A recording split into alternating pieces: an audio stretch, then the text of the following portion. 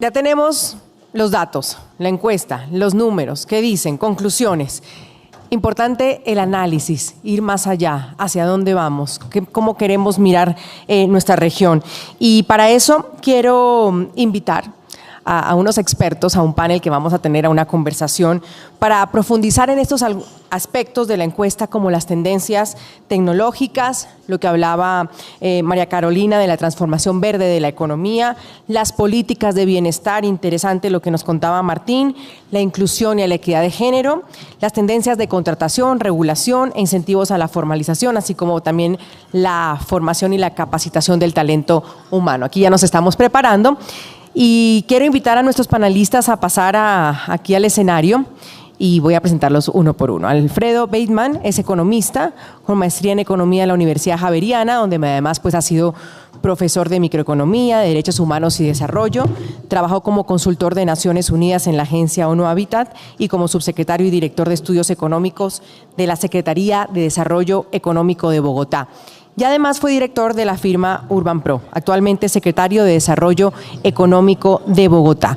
Alfredo, bienvenido, gracias por acompañarnos. Por favor, un aplauso para nuestro primer invitado, nuestro primer panelista.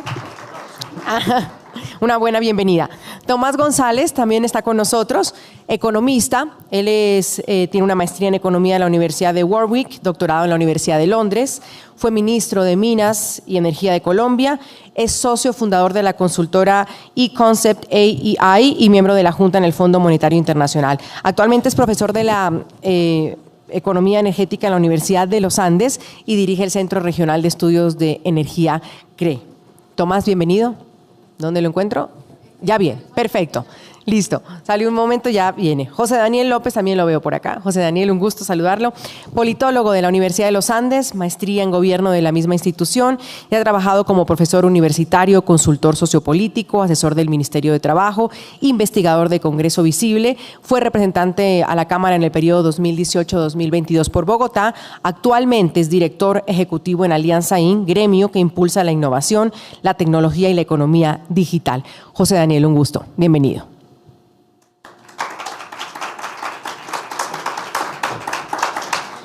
De manera remota, desde Uruguay, nos acompaña María Victoria Angulo. ¿Está conectada ya o se conectará en unos minutos? La veo, perfecto. María Victoria, bienvenida. Me habían dicho que solamente revisara eso. Entonces, ya está con nosotros. Ella es economista con más de 20 años de experiencia en política social, con especial énfasis, ustedes recordarán, en educación, con más de 16 años en el sector público colombiano y ha estado vinculada a entidades como el Departamento Nacional de Planeación y el Ministerio de Educación Nacional. Fue directora ejecutiva de la Fundación Empresarios por la Educación, secretaria de Educación del Distrito de Bogotá entre el 2016 y el 2018 y posteriormente fue ministra de Educación Nacional entre el 2018 y el 2022. María Victoria, un gusto tenerla a la distancia, pero gracias por estar acá. Y quiero invitar a María Carolina Castillo, presidente de ProBogotá Región, pues va a moderar este interesante panel con los expertos, las personalidades que tenemos hoy con las distintas visiones de sector. Si Tomás ya está por acá, lo invito, todavía no, ¿ya viene? Perfecto. María Carolina, todo suyo, todo suyo. Bueno, bienvenido y gracias a todos. Muchísimas gracias, Andrea. A nuestros invitados, muchas gracias por aceptar la invitación. ¿Se me oye bien? Sí. Perfecto. Y a ustedes por quedarse a acompañarnos en esta conversación. ¿Qué queremos hacer? Profundizar algunas de las materias principales que fueron abordados y de los resultados en la encuesta y tratar de entenderlos. A María Victoria, señora exministra, muchísimas gracias por acompañarnos y por la disposición de siempre de trabajar por Bogotá. Al señor secretario de Desarrollo Económico, a José Daniel, el director de Alianza, y muchísimas gracias por acompañarnos en esta conversación. Empezamos con Alfredo, el rector de la Política Pública de Desarrollo Económico en Bogotá. Según la encuesta del mercado laboral de ProBogotá y Bamer, el mercado bogotano laboral no es ajeno a la tendencia de la cuarta revolución industrial. Acabamos de ver unos números súper interesantes de automatización, unos niveles bastante elevados, pasando del año 2021 del 68% de la automatización a un 80% en el año 2022, tendencia que se anticipa se mantendrá en este año 2023. Esto se refleja, como lo vimos, en una percepción relevante de algunos empleados que ven amenazados sus empleos por ese proceso de automatización. ¿Cómo podemos aprovechar las tendencias tecnológicas en la ciudad y cómo mitigamos esos posibles efectos negativos en materia de desvinculación de trabajadores? Bueno, muchas gracias. Gracias, María Carolina. Felicitaciones a ProBogotá por el resultado de la encuesta. Tuve la oportunidad de verla en detalle y yo creo que tiene muchos elementos muy interesantes, y solamente déjame mencionar que coinciden muy bien las tendencias con una encuesta de demanda laboral que hicimos el año pasado y cuyos resultados también están próximos a salir. Es una encuesta de demanda laboral que tiene 6.600 encuestas representativas por localidades, por microsector, pero yo creo que en líneas generales es muy coincidente y yo creo que llega en muy buen momento. Y yo, con relación a este tema, diría como dos cosas. Siempre en estos temas de cambios tecnológicos hay dos caminos: o el pánico y la reacción, o entender qué es lo que está pasando y adaptarnos a esos cambios. Sin duda, esos cambios tecnológicos llegaron para quedarse, y ahí me parece que la peor salida posible es tratar de defender las ocupaciones actuales tal cual como hoy existen. Lo ha demostrado la historia desde la Revolución Industrial, digamos. El libro de Smith de la riqueza de las naciones arranca precisamente ahí contando las fricciones, digamos, generadas por la revolución industrial, y creo que tenemos más que demostrado que la vía de proteger los empleos tal cual como ya existen es una vía, además de inoficiosa, fallida, digamos. Entonces, creo que la vía no es proteger, digamos, no es, por el contrario, los cambios tecnológicos cambian la recomposición del empleo, pero tampoco nunca han reducido el volumen del empleo. O sea, también está más que demostrado que los cambios tecnológicos lo que hacen es que generan nuevas ocupaciones, y el balance total nunca ha sido negativo en favor de la fuerza laboral. Es un impacto en productividad que hace que cada vez trabajemos menos horas, menos días, con mejor balance entre ocio y vida laboral. Eso sería como lo primero que mencionaría. Lo que sí va a pasar es que ciertas ocupaciones y ciertas competencias y ciertas habilidades pues van a ser más demandadas.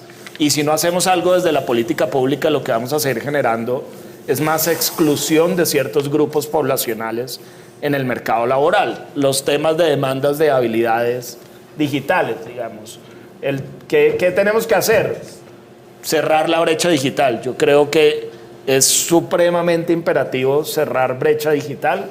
Es imperativo que en los colegios públicos sigamos profundizando los temas digitales. Bogotá pues invirtió en más de 120.000 tabletas en la pandemia, y eso es un primer paso para la inclusión digital. Eso no hace inclusión digital y no cierra la brecha digital, pero es un primer camino, y creo que tenemos que hacer cada vez más generalizado la formación en habilidades digitales. Un programa como Todos a la U, que es un programa que tenemos con Atenea, que es la Agencia de Educación Superior, creo que va en ese camino: educación más flexible, más pertinente, más adecuada a las necesidades del mundo laboral, y precisamente en esos temas digitales. Pero yo creo que la vía es adaptarnos, y adaptarnos implica actualizarnos en las competencias que va a demandar el siglo XXI. Yo no sería fatalista con relación a lo que va a pasar. Seguramente ahorita estamos viviendo tal vez de verdad lo que puede generar una revolución en el mundo del trabajo, como la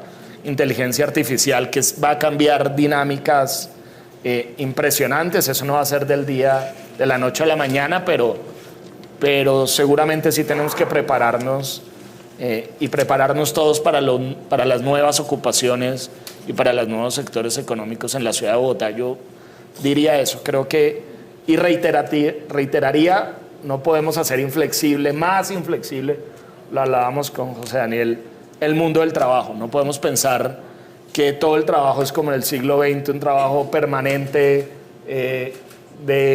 a tiempo indefinido. Lo decía ahorita Martín al presentar la encuesta. Yo creo que tenemos que pensar cómo generamos trabajo decente, eso sí, para distintas modalidades de trabajo, siempre pensando en trabajo decente, pero no hay una sola forma de trabajo, y parte de prepararnos para esos cambios creo que están en una flexibilidad que no nos lleve a inadecuado trabajo o a malas condiciones de trabajo, que creo que es el peor de los mundos en el que hoy estamos, sino realmente cómo pensamos trabajo decente, pero con condiciones flexibles.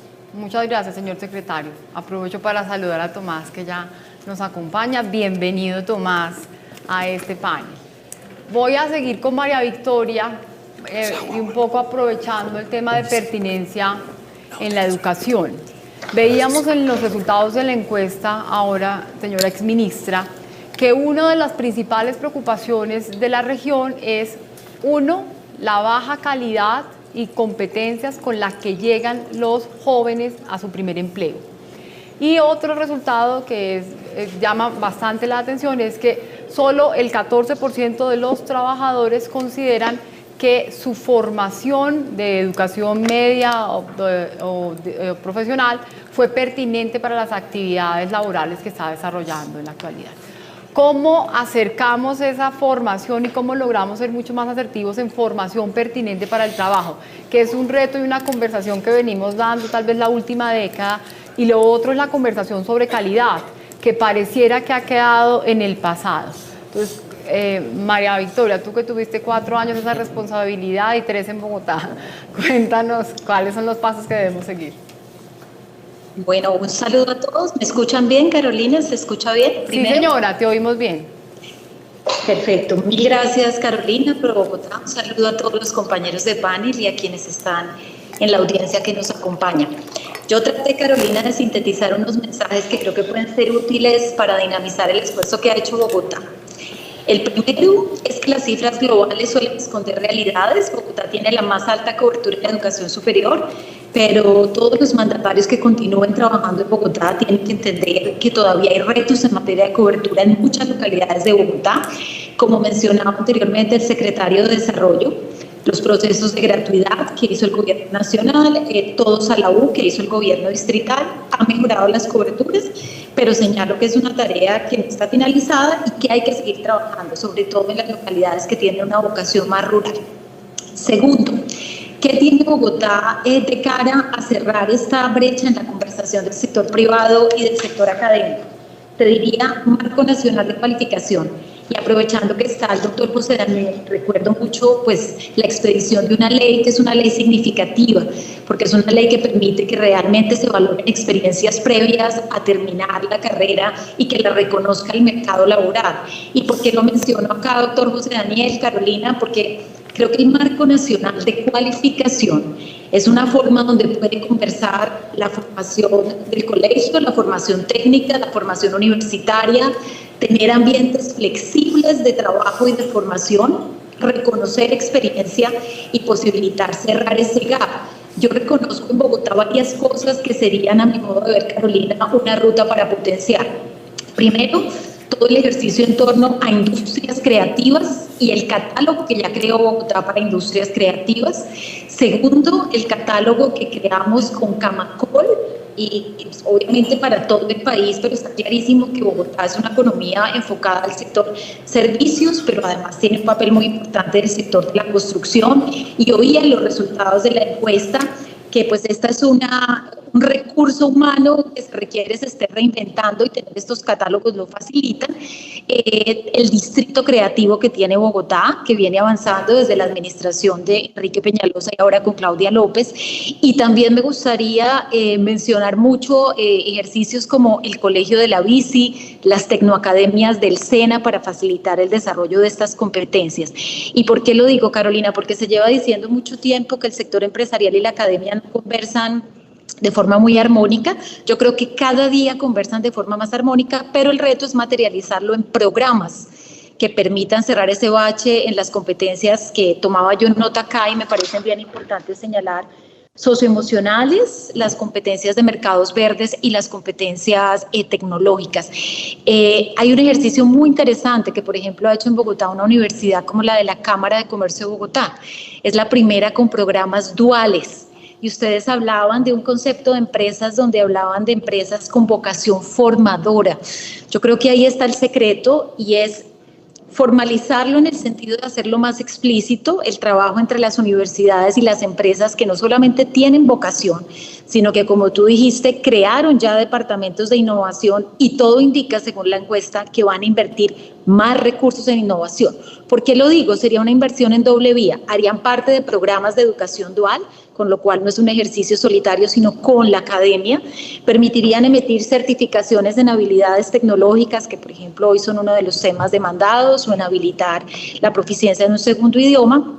Y tercero, permitirían la actualización, porque cuando el secretario y ustedes nos hablan obviamente de todo lo que va a generar la automatización, estoy totalmente de acuerdo que no tenemos que escapar de una realidad, sino más bien ambientar el sistema para adaptarse a estas nuevas ocupaciones, y esa parte no solo de los recién egresados, que tiene todo este reto del primer empleo y toda la legislación que hoy da muchas posibilidades, pero que requiere de pronto mayor sincronía con el sector productivo, sino también la actualización de los empleados que llevan 10, 20 años y que claramente todos los que estamos hoy aquí y quienes nos escuchan, pues nos vamos a tener que estar permanentemente reinventando. Entonces yo creo que Bogotá región, además de que concentra el mayor número de universidades, clústeres en materia de industrias creativas, para dar un ejemplo, tiene los primeros programas de educación dual y tiene un avance muy importante en educación superior.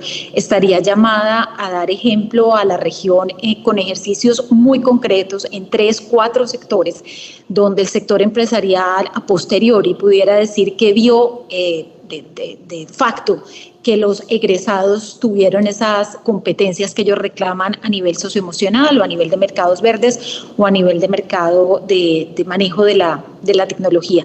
Así que yo creo que esta encuesta lo que debería es dinamizar el trabajo que hoy viene haciendo Bogotá región, y hay mucho que aportar y poderle mostrar al país como una oportunidad.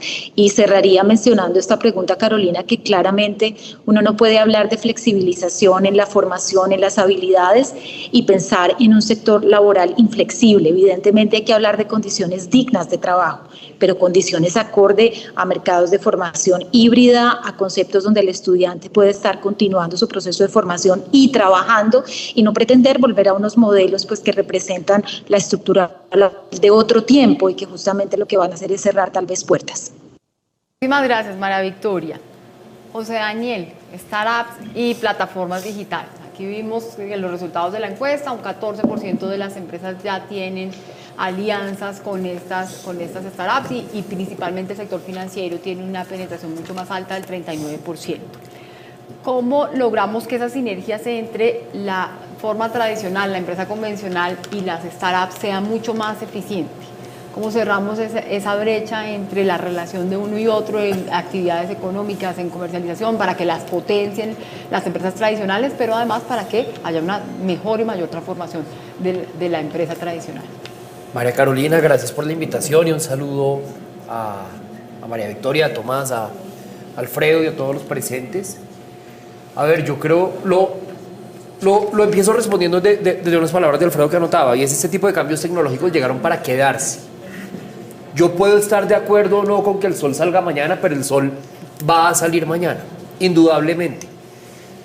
Y todas las industrias tradicionales están transitando caminos de transformación digital a velocidades distintas, dependiendo de distintos factores. ¿Qué tanto sea la apuesta de cada empresa desde lo genuino, desde lo estratégico, por acelerar esa transformación digital? ¿En qué tipo de sector está? En el sector financiero es especialmente acelerado por varias razones. Una, porque el consumo de servicios financieros cada vez más se da en lo digital. Pensemos cómo pagamos las facturas de los servicios públicos. Yo peleo con mis papás porque ellos todavía van al banco, hacen la fila y pagan en efectivo. Me explicaron que era el plan de ellos porque están pensionados, pero estoy seguro que la mayoría de quienes estamos acá sacamos el celular. Yoga también puede ser. Sí, Para yo eso les dije lo mismo, pero Sí. cada quien con sus gustos.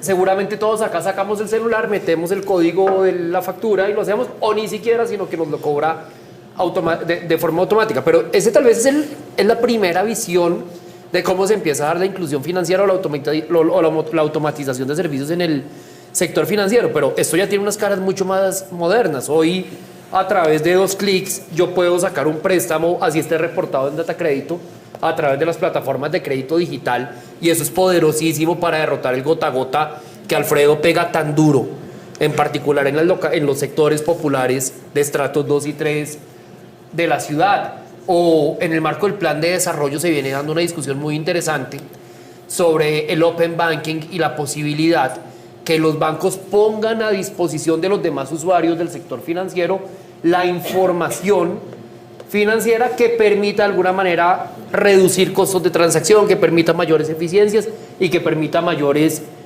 beneficios por parte de los usuarios del sector financiero. Pero donde creo que tenemos el mayor reto en materia de transformación digital hoy es en el tema de la regulación. Y a mí sí a veces me parece que la regulación propuesta por el gobierno de un tiempo para acá es como si pretendiera que el sol no saliera mañana. Y quiero detenerme en un punto que es el punto de la reforma laboral, porque en últimas estamos hablando acá de las conclusiones de un estudio laboral muy completo que ahora presentaban. Yo me quedo con dos conclusiones de ese estudio.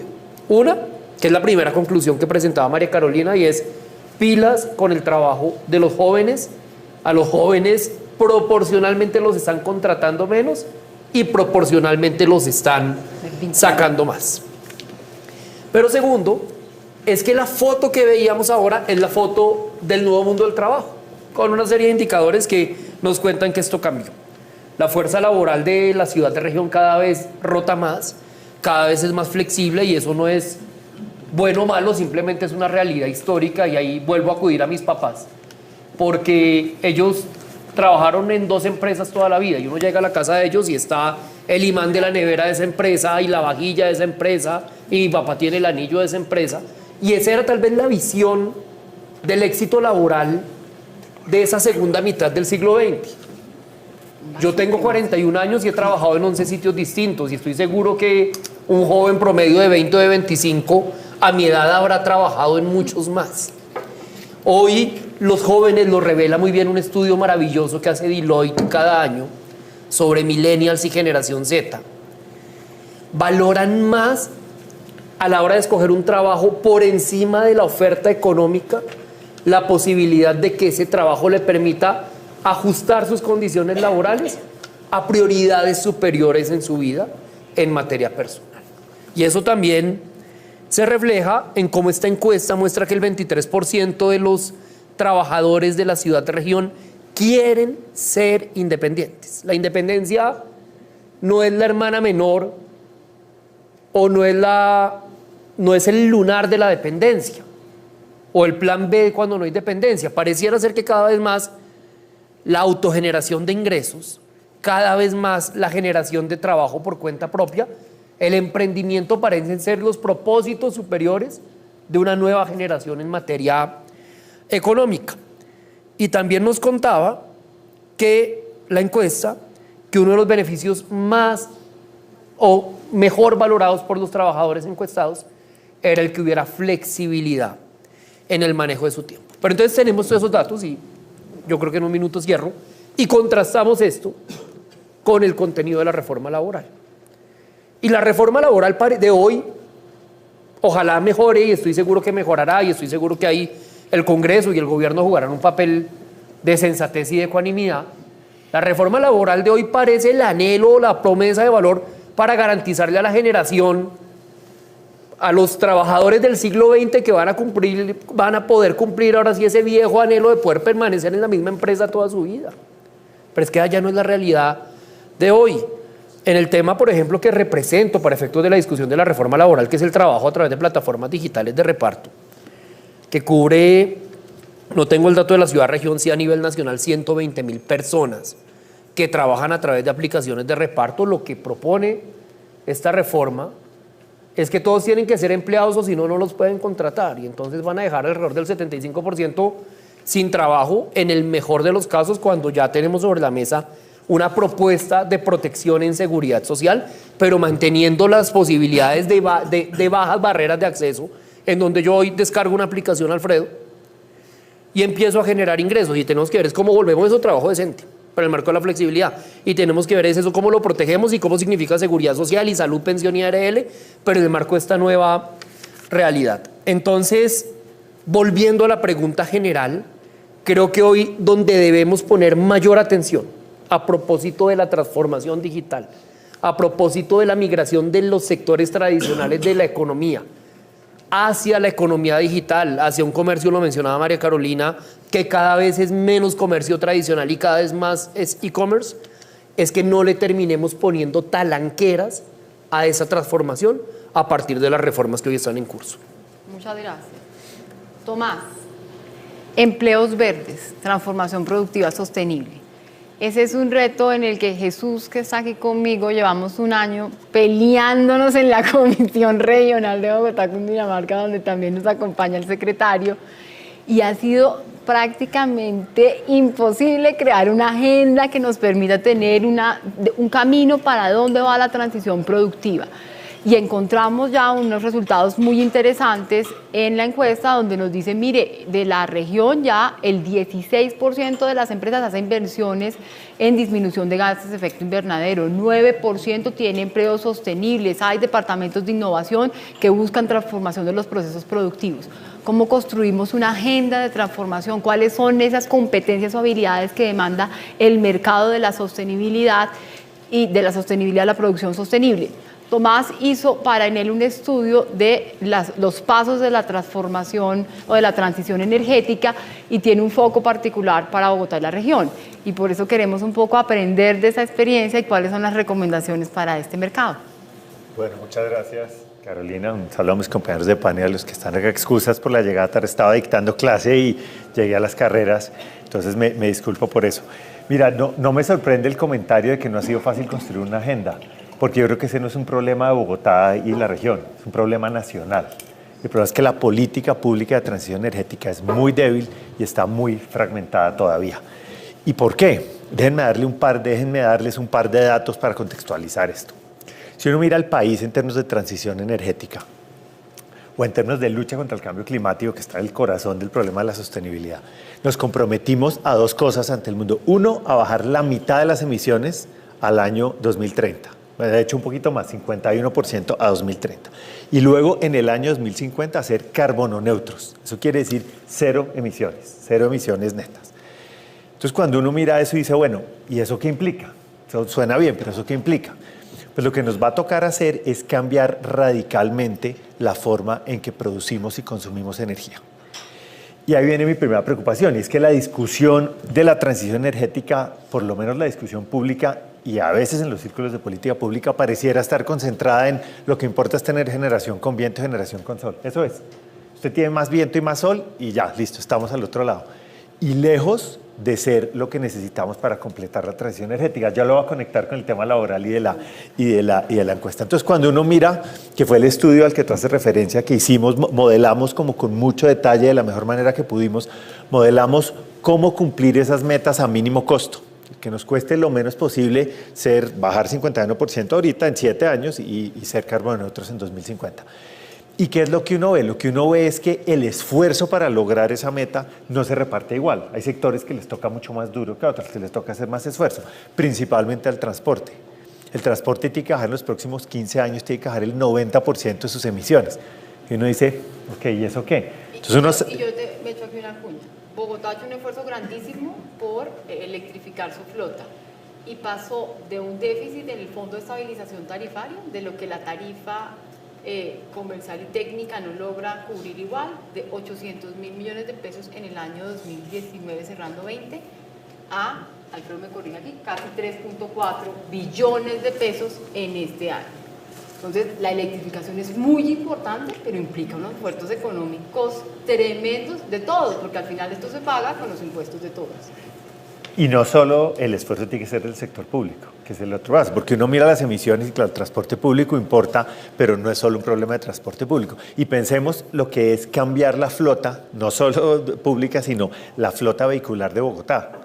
Lo que eso implica, ustedes saben cómo fueron las experiencias de chatarrización en el pasado. Fueron muy difíciles. El gobierno anterior tenía una meta para 3 años que era de 25.000 vehículos. Y el primer año creo que hicieron como 750, 725. Esto le da a uno una idea de lo difícil que es chatarrizar y convencer a la gente del cambio de vehículos. Y el transporte es el que más esfuerzo tiene que hacer, el que más rápido, o de aquí en los próximos 15 años, va a tener que bajar el 90% de sus emisiones. Piensen en los taxis, piensen en todo este problema al que estamos enfrentados.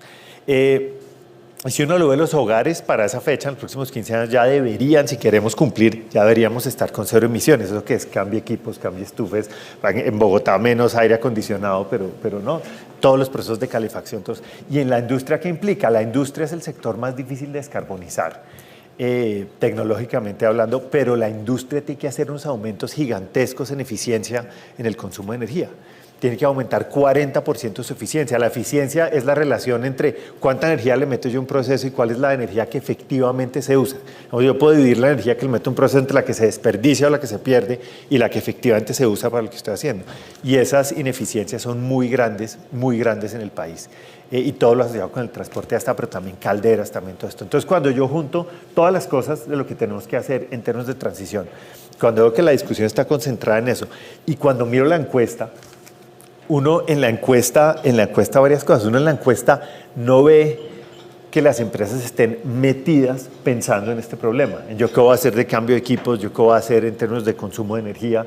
No lo están pensando. Quizá de pronto habría que medirlo más directamente, pero con las preguntas que están, uno no lo ve ahí. ¿Y por qué no lo ve ahí? Porque el sector productivo solo no va a hacer la tarea en ausencia del sector público. El sistema energético que tenemos, que es sobre todo fósil, es al que llegamos después de muchos años de ensayar y de resolver los problemas de logística. Ahora lo que tenemos que hacer, si queremos efectivamente cumplir esas metas, es que el sector público tiene que entrar con fuerza y decir, aquí hay unas metas en términos de emisiones, aquí hay unos estándares técnicos, vamos a encarecer los combustibles fósiles, si queremos cumplir. Si no queremos cumplir es otra historia, pero si queremos cumplir, que es lo que está en el papel, hay que tener cambios de fondo. Y esos cambios de fondo van a implicar que las empresas van a recibir el estímulo y van a empezar a decir, bueno, esto hay que tomárselo mucho más en serio y tenemos que, no solo el 9% que reportan que están midiendo en algo sus emisiones, sino una cosa mucho más generalizada, van a empezar a decir, tenemos que medir. Y termino con una cosa, Carolina, y es, todo esto que les digo, además no les conté de electricidad, pero tenemos que multiplicar por 5 nuestra capacidad de generación de energía. Bueno,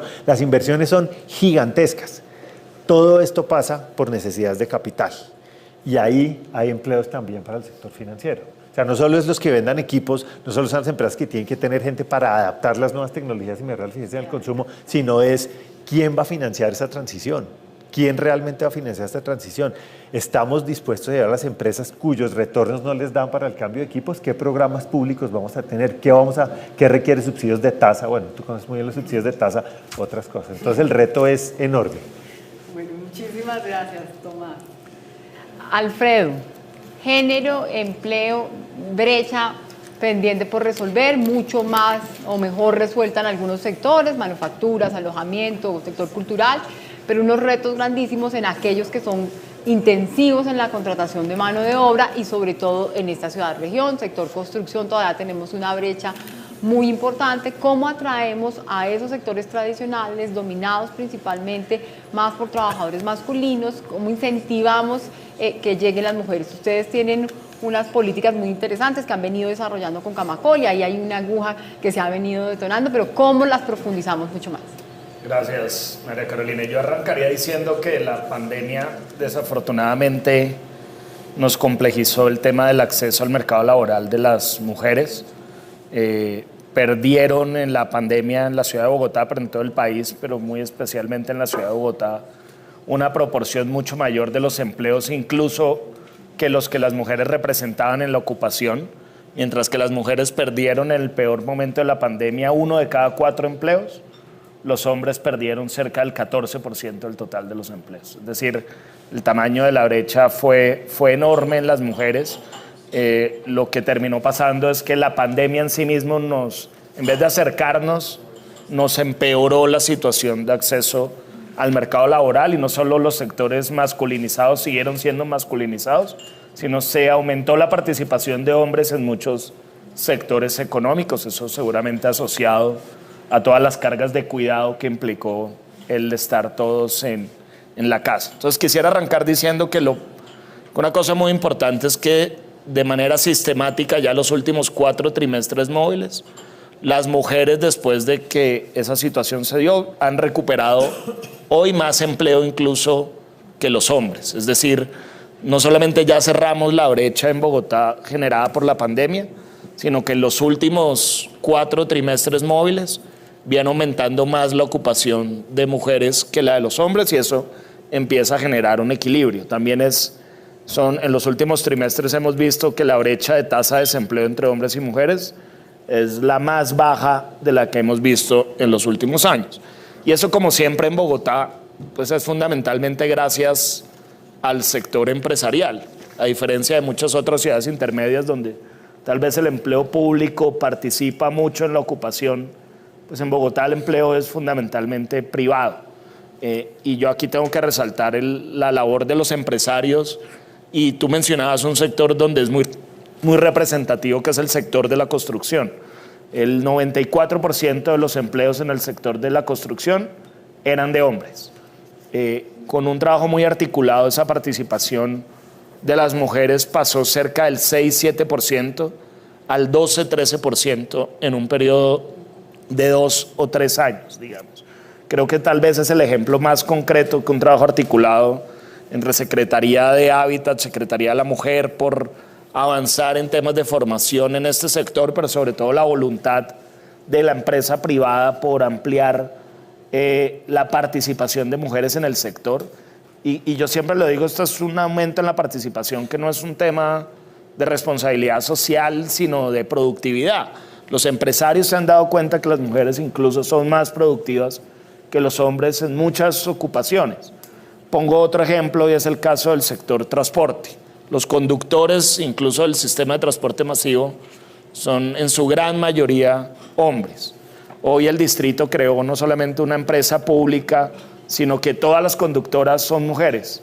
Y eso nos ayuda a romper un montón de mitos. No aumentó la accidentalidad, son mejores conductoras, son más juiciosas, son más responsables, digamos. Creo que lo importante en eso es que en ver que esos cambios culturales, y le aplican en este caso a la ocupación de mujeres, pueden incluso tener impactos positivos en la productividad. Nosotros tenemos en nuestras empresas un tejido empresarial demasiado homogéneo. Nosotros contratamos hombres entre 28 y 50 años, ojalá sin ningún parámetro poblacional muy marcado. Y lo que la evidencia muestra es que la diversidad en el talento humano, incluso al interior de las empresas, también genera más productividad. Tal vez el mensaje que hemos tratado de mandar en el aumento de la participación del empleo femenino o la inclusión de participación de grupos poblacionales de difícil empleabilidad es que eso, más allá de una tarea de responsabilidad social, es una vía de aumento de productividad para las empresas, y creo que en esto hemos estado muy alineados con el sector productivo. Queremos seguir haciendo este tipo de ejercicios en otros sectores, y siempre ojalá convocando al sector privado y a las empresas que son las que generan trabajo. Nosotros, ¿qué es lo que hemos tratado de hacer?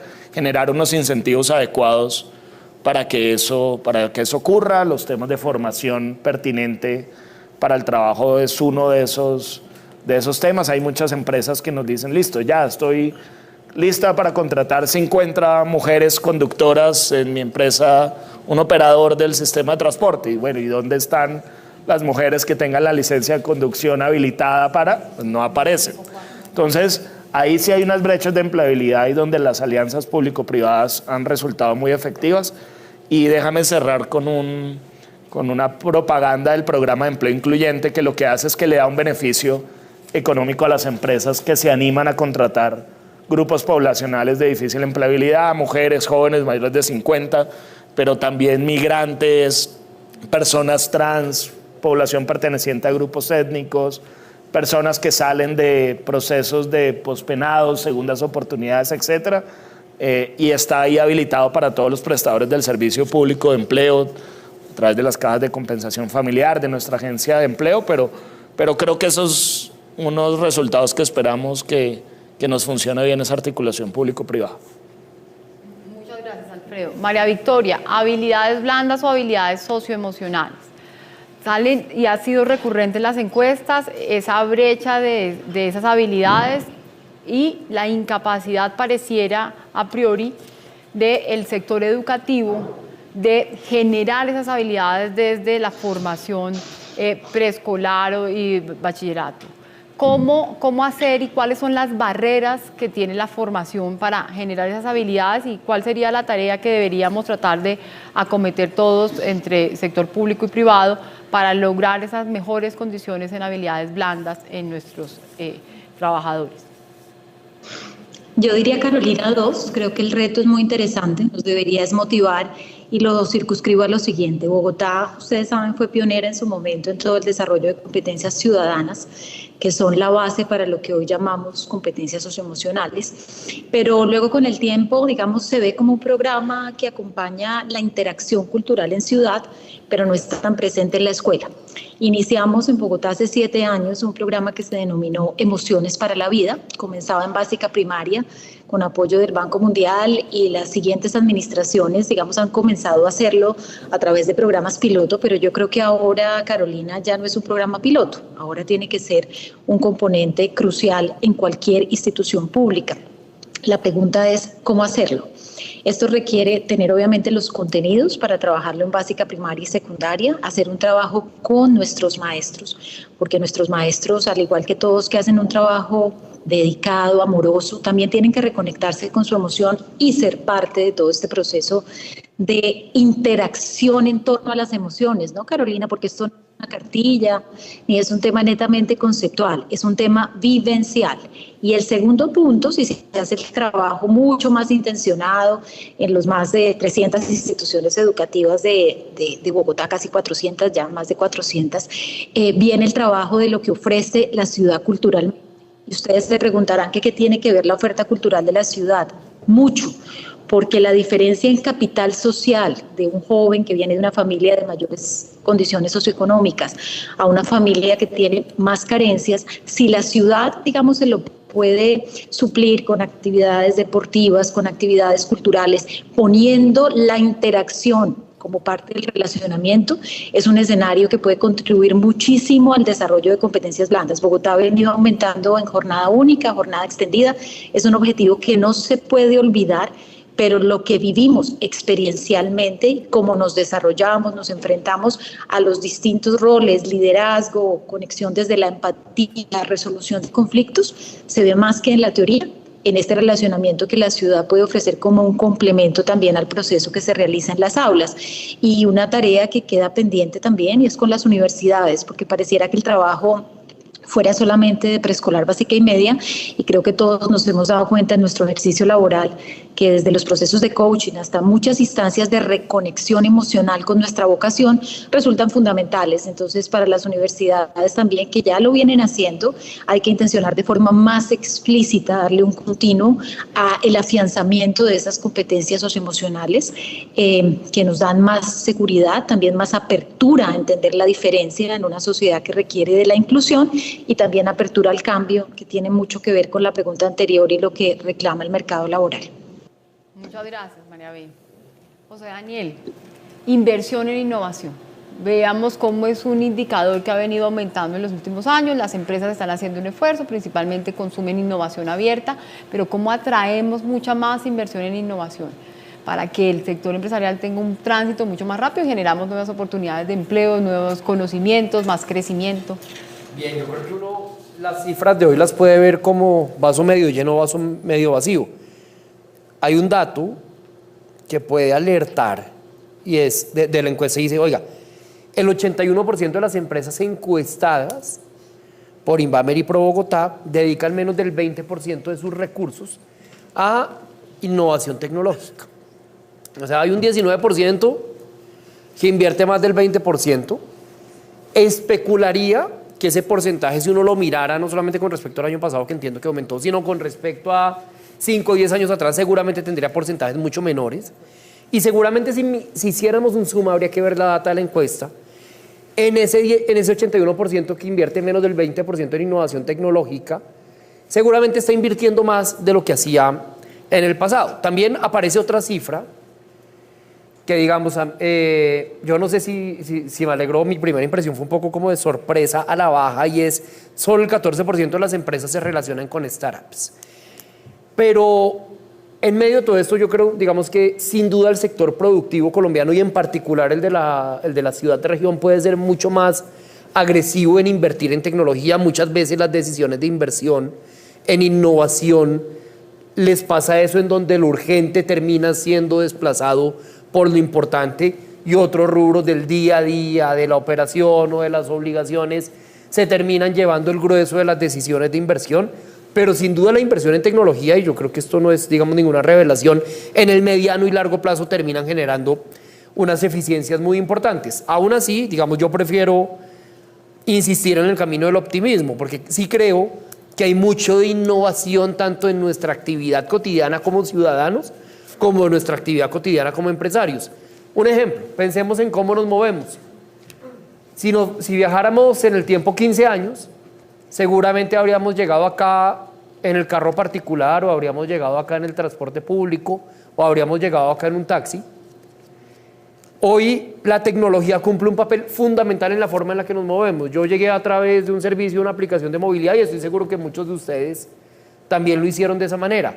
Y seguramente en 10 años esto va a ser mayor. Y esto abre unas oportunidades además maravillosas, Tomás, en términos de sostenibilidad. Uber acaba de lanzar en Bogotá y en el país un programa de servicios con vehículos 100% eléctricos. Y creo que la masificación de este tipo de programas termina siendo importante, y hay tecnología y sostenibilidad ambiental terminan juntándose. También en la forma en la que las empresas, ya no las personas, venden.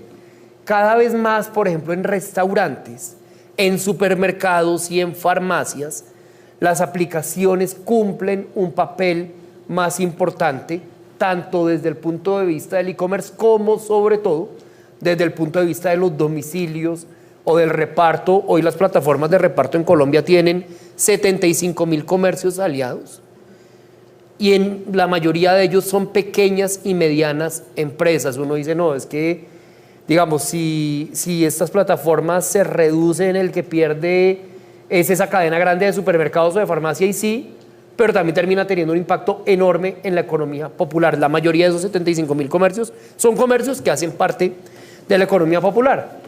Y un tercer ejemplo, y lo menciono no porque sea necesariamente el mejor o el único, pero estuve en un webinar sobre eso y me llamó mucho la atención, es como en el sector de la construcción hay una conciencia enorme sobre transformación digital y sobre innovación de esos procesos en toda la cadena de valor, en lo financiero, en cómo, digamos, a través de tecnologías ya bastante posicionadas vienen estandarizando prácticas de diseño y prácticas constructivas, cómo a través de un clic, a través de plataformas como Truora pueden saber a quién le venden y con qué grado de confianza le venden, simplificando muchísimo los trámites de conocimiento del cliente. Así que yo creo que vamos en un camino, pero sin duda también se puede acelerar.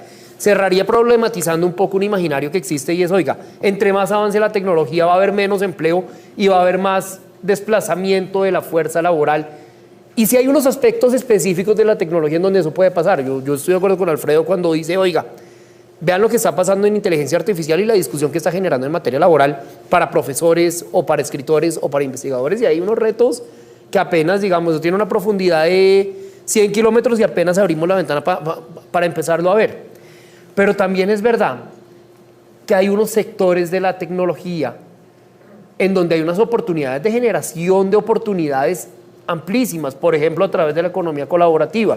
Hay un estudio de Fedesarrollo que muestra cómo hay 180.000 personas, que son el 0.7% de la población ocupada del país, que generan ingresos a través de la economía colaborativa con prácticas de autoempleo. Bajo una aplicación y empiezo a generar ingresos. También pensemos en cómo, digamos, otros ejemplos de cómo la tecnología termina facilitando el acceso a generación de ingresos. Y ahí cierro con algo que era una reflexión que hacía María Victoria, que me alegra mucho volver a ver. Y es cómo el sistema educativo viene adaptándose y tiene que seguramente acelerar su paso para responder a una demanda que nos mostraba esta misma encuesta, y es que cada vez se requieren más desarrolladores de software, cada vez se requieren más programadores, cada vez se requieren más ingenieros de sistemas, programadores, y un dolor permanente de las empresas de tecnología es la retención de su talento. Sostener un programador y que no se lo lleve la otra empresa a los 15 días o a los 20 días ofreciéndole 20% más de salario es un dolor enorme, y ahí se han hecho esfuerzos muy importantes en los últimos gobiernos nacionales y distritales por promover esa, digamos, pertinencia en la educación, volcándolo hacia tecnología, pero sin duda ahí va a haber unas oportunidades de generación de ingresos y oportunidades laborales muy importantes desde el mundo de las TIC. Muchísimas gracias. Y cerramos con Tomás. Habilidades verdes. Aunque el porcentaje es bajo de las empresas que están buscando, no encuentran. Estamos en una oportunidad porque, como bien lo estamos conversando, va a haber una transformación mucho más grande de la conciencia de la necesidad de hacer una producción sostenible. Y hoy, siendo pocas las empresas en ese porcentaje, que es el 9%, que pues quisiéramos que fuera mucho más alto, están en ese proceso, no están encontrando talento humano. ¿Cómo generamos ese talento humano? ¿Qué habría que hacer? ¿Cuáles serían las mejores prácticas? Que las empresas asuman esa responsabilidad, política pública, como lo planteabas ahora, o cuál debería ser el camino. Pues mira, yo creo, volviendo al punto inicial cuando hablamos de los temas de energía, que tú miras la encuesta y la encuesta te dice el 9% de las empresas están midiendo sus emisiones. Ni siquiera sabemos si lo están midiendo o no, pero el 9% lo están haciendo. Eso quiere decir que el 91% no lo están haciendo. Y cuando uno mira eso dice, bueno, ¿por qué? Yo vuelvo al punto de que no ha habido las señales de política pública, de que esto va a cambiar, porque si no es claro que las cosas van a cambiar, las empresas que viven en su día a día en poder lograr sus metas comerciales, en poder lograr tener sus metas de crecimiento, en cumplir toda su dinámica diaria, pues simplemente no le van a poner suficiente atención a esto hasta que no sea claro que esto va a ser o importante o obligatorio o las dos cosas.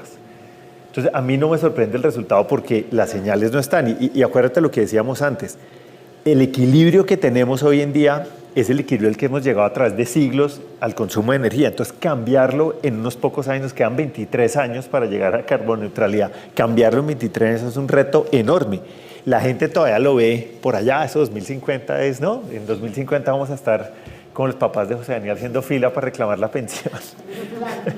Que es además, el sector financiero para sus papás es sector recreación, ¿o no? Por lo que es el sector diversión. El parque de diversiones. Bueno, pero más allá de eso, lo que sí pasa es que la gente lo ve muy lejano y las afugias del día a día se comen esas prioridades. Entonces yo no creo que haya un incentivo claro para que las empresas se tomen esto en serio. Y si las empresas no se toman esto en serio, con las brechas de habilidades que muestra la encuesta de ustedes, que no son solo en esto, sino son mucho más generalizadas, pues la gente va a decir, ¿qué tanto me formo? Yo creo mucho en los procesos liderados por la demanda. ¿Qué tanto me formo si no es claro cuál es el retorno de formarme en estas habilidades? Entonces yo necesito formarme en algo que tenga sentido, y las empresas también tienen que decir, yo necesito gente que haga esto porque voy a hacer estas inversiones. Entonces déjame cerrar con cuando uno piensa en transición energética. Yo creo que hay tres cosas fundamentales que van a mover el mercado laboral en el país y ciertamente aquí en Bogotá.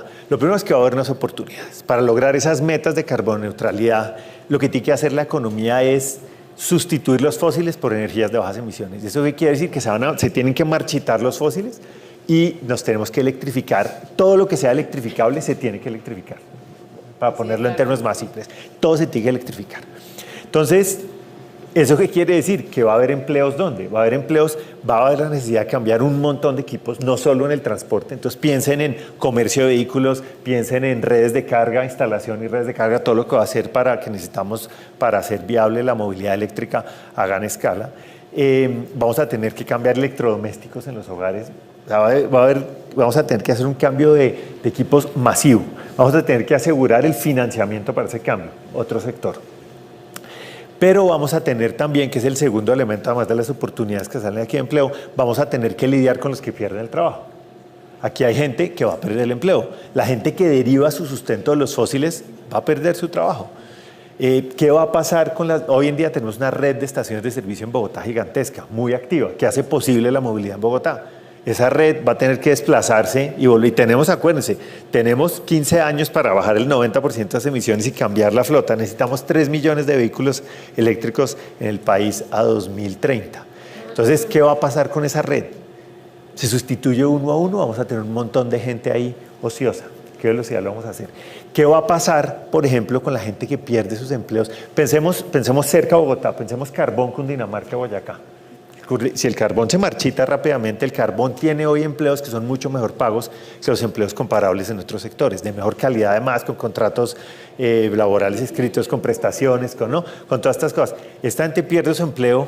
¿Cuánto de la gente que pierde su empleo van a querer venir acá? Van a querer venir a buscar empleo. Ahí, pues no es un problema de inmediato plazo que les toque a ustedes, pero es una cosa que tenemos que ir pensando. Que la gente va a buscar y posiblemente tengamos migración. Entonces tenemos unas oportunidades de empleos, tenemos lidiar con unas reducciones de empleo que van a ser inevitables. Tenemos que lidiar con reducción de ingresos fiscales que vienen del marchitamiento de los fósiles. Y una última cosa, y es cuando uno se sienta, para terminar como en una nota positiva, uno se sienta a mirar lo que están haciendo Estados Unidos, algo de Europa, pero sobre todo Estados Unidos. Estados Unidos dice, mire, la transición energética, si no es con un cambio tecnológico profundo, no la logramos. Y la tecnología está rezagada. Entonces vamos a meterle plata a esto. Y le van a meter cerca de $500 mil millones en subsidios a todas estas tecnologías. Y una de las cosas que están diciendo es, cuando yo miro las tecnologías necesarias para la transición, todas las manufacturas son en China. Casi todas están en China. Y como ustedes deben haber visto la discusión de geopolítica, Estados Unidos está diciendo, esto no nos funciona, semejante concentración de poder en alguien que no es precisamente un aliado estratégico en lo geopolítico. Entonces, parte de ese montón de plata que le están metiendo es para tratar de tener las cadenas más cerca. Lo que están diciendo en el fondo es, estaríamos dispuestos a pagar más por cadenas de suministro de todos estos cambios tecnológicos y equipos y tenerlas más cerca, en países aliados, en países amigos. Entonces uno sí se tiene que poner a pensar como Bogotá y otras ciudades del país, pero sobre todo Bogotá en el caso. ¿Nosotros queremos aprovechar esto de alguna manera? ¿Nosotros cómo nos podemos insertar ahí? ¿Será que es loco pensar en tener manufactura de algunas de estas tecnologías? ¿Será que podemos? Porque nos están diciendo, estamos dispuestos a pagar más caro para tenerlo cerca y tenerlo bien. Y ahí podríamos evaluarlo y mirar a ver qué inversiones se requieren. Pero de nuevo, en el centro de esto, todos los caminos conducen de vuelta a la política pública. La política pública tiene que dar señales que esto es de verdad, sí vamos a cumplir, que esto es de verdad, y tomar las acciones que le hagan para la gente que esto es en serio, y ahí se te destraba todo este tema de formación de habilidades. Muchísimas gracias, Tomás, muy interesante. A nuestros invitados, muchas gracias por acompañarnos. A María Victoria desde la distancia, un abrazo y muchas gracias. Y un aplauso, por supuesto, se merece nuestro panel de esta mañana. Gracias a ustedes, muy amables, a nuestros panelistas, a María Carolina por la moderación. Y de esta manera hemos llegado al final de este evento de presentación de los resultados de la segunda encuesta de mercado laboral, presente y futuro del trabajo en Bogotá región. Para quienes deseen de nuevo ver esta presentación, la pueden encontrar en nuestro canal de YouTube de ProBogotá y en la página web www.probogotá.org. Igualmente, la encuesta completa estará alojada en la página web de ProBogotá. Y a la salida, pues nos invitamos a un refrigerio y a seguir hablando de qué más se puede hacer.